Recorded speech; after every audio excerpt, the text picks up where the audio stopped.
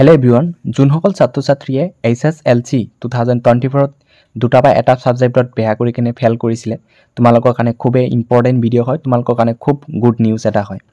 so তোমালোকে ইয়াতে চাব পাৰিছা যে বোৰ্ড অফ সেকেন্ডাৰী এডুকেশনৰ ফালৰ পৰা এটা নটিফিকেশন আহিছে যেহেতু ইয়াতে লিখা আছে যে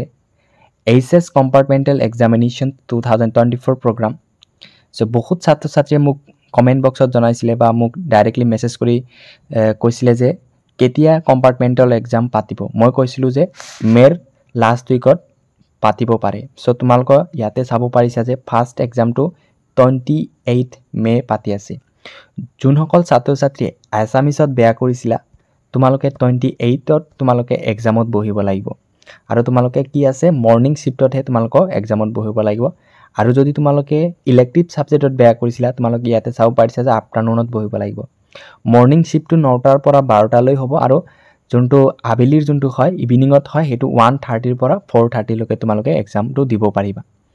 সো নেক্সট এক্সামটো কেতিয়া পাতিব নেক্সট এক্সামটো 29 মে আৰু যোনসকল ছাত্ৰ-ছাত্ৰীয়ে জেনাৰেল ম্যাথমেটিক্সত বেয়া কৰিছিলা তোমালোকে 9 am ৰ পৰা 11 am ৰ ভিতৰত তোমালোকে এক্সামটো দিব লাগিব আৰু যদি তোমালোকে এই কেটা সাবজেক্টত ইলেক্টিভ সাবজেক্টত বেয়া কৰিছিলা তেন্তে তোমালোকে আবেলিৰ সময়ত মানে ইভিনিংত তোমালোকে দিব লাগিব আৰু এটা ইম্পৰ্টেন্ট কথা হল যে যেহেতু ইয়াতে ৰেড কে লিখা আছে যে ডেসক্ৰিপটিভ পাৰ্ট অনলি ইয়াতে এটা কোৱেশ্চন হ'ব পাৰে যে যেহেতু এবাৰ HSLC তোমালোকৰ MCQ কোৱেশ্চন দিছিলে পাৰ্ট 1 টু MCQ কোৱেশ্চন দিছিলে সো তোমালোকে কম্পাৰ্টমেন্টেল এক্সামত তোমালোকে MCQ কোৱেশ্চন নোপোৱা অনলি ডেসক্ৰিপটিভ যোনটো আছে হেইখিনি পাৰ্ট হে তোমালোকে লিখিব পাৰিবা ইয়াতে ধুনিয়াকে লিখা আছে অনলি ডেসক্ৰিপটিভ পাৰ্ট অনলি সো মেথছত তোমালোকে জাস্ট ডেসক্ৰিপটিভ পাৰ্ট যিখিনি আছে হেইখিনি হে দিব পাৰিবা আদাৰৱাইজ তোমালোকৰ যোনটো MCQ কোৱেশ্চন আছিল MCQ কোৱেশ্চন খিনি তোমালোকে নোপোৱা সো যোনসকল ছাত্ৰ-ছাত্ৰীয়ে ভাবি আছে যে MCQ কোৱেশ্চন পঢ়ি আছো বা MCQ কোৱেশ্চন আহিব তোমালোকে MCQ কোৱেশ্চন পঢ়া বাদ দিয়া অনলি ডেসক্ৰিপটিভ পাৰ্ট যোনখিনি আছে হেইখিনি ভালকে পঢ়া সো নেক্সট সাবজেক্টটো হল যে 30 মিনিট পাতিব আৰু এই জেনাৰেল সায়েন্সত তোমালোকক কৈছে যে অনলি ডেসক্ৰিপটিভ পাৰ্ট খিনি হে লিখিব পাৰিবা যদি তোমালোকে MCQ কোৱেশ্চন চাই আছা তেন্তে আজিৰ পৰা বাদ দিয়া MCQ কোৱেশ্চন চোৱাটো অনলি ডেসক্ৰিপটিভ পাৰ্ট খিনি হে তোমালোকে চাই থাকা আৰু যদি এইখিনি মানে ইলেক্টিভ সাবজেক্টত তোমালোকে বেয়া কৰিছিলা তেন্তে তোমালোকে ইভিনিংত হে দিব পাৰিবা সো নেক্সট সাবজেক্টটো হল তোমালোকৰ ইংলিশ বহুত ষ্টুডেন্টে মোক কমেন্ট বক্সত জনাইছিলে যে মই ইংলিশত বেয়া কৰিছো সো তোমালোকে 31st মে তোমালোকে বহিব পাৰিবা এক্সামত আৰু মৰ্নিং শিফটত বহিব পাৰিবা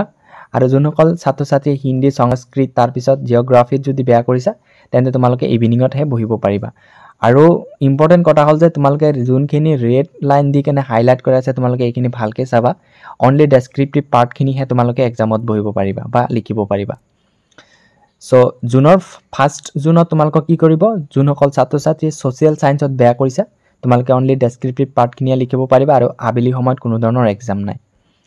সো নেক্সট সাবজেক্টটো হল তোমালোকে 3rd জুন ইয়াতে চাব পাৰিছা যদি তোমালোকে এডভান্স ম্যাথমেটিক্সত যদি তোমালোকে বেয়া কৰিছা বা হিষ্টৰী আৰবিক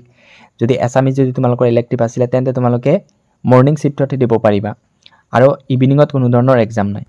এইখিনি তোমালোকে চাব পাৰিলা মেইন কথাটো হল যে বহুত ষ্টুডেন্টে এতিয়া কোৱেশ্চন কৰিব পাৰে যে আমি MCQ কোৱেশ্চন পঢ়ি আছো সো তোমালোকক এটা ইম্পৰ্টেন্ট কথা জানিব বিচাৰিছো যে